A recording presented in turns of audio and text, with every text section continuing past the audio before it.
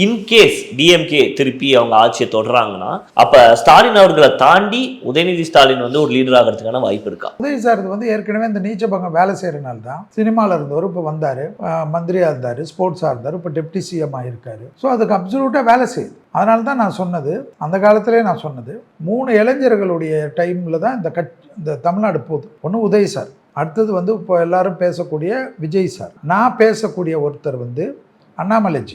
குரு ஜென்மத்துக்கு வரனால ஜூன் மாதத்துலேருந்து வர்றதுனால அதுக்குண்டான பலன்கள், அதற்குண்டான மாற்றங்கள்லாம் அவருக்கு ஏற்படலாம். ஸோ இவங்க 3 பேரை நோக்கி தான் இப்போ தமிழ்நாடு அரசியல் திரும்பவும் நான் ஏற்கனவே பேசியிருக்கேன். இப்போ இல்லை, ரொம்ப நாள் முன்னாடி பேசியிருக்கேன். ஸோ இந்த 3 ஜாதகமும் கடகராசி 2 பேர், விஜய் சார் கடகராசி, அண்ணாமலை சார் கடகராசி, இவர் உதயநிதி சார் ரிஷபம்.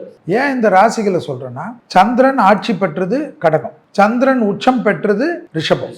ஸோ சந்திரனுடைய பலம் எங்கே இருக்கிறதோ அவங்க தான் வந்து தமிழ்நாட்டுக்கு நிற்கிறாங்க. பெரியவங்களுடைய நட்சத்திரம் இந்த 3 பேர் நட்சத்திரம் தான் தமிழ்நாட்டில் ஃபுல் ஃபோர்ஸாக இருக்கும். அதே சமயத்தில் விஜய் மாதிரி வேறு யாராவது வராங்களான்றது அப்போ தான் தெரியும்.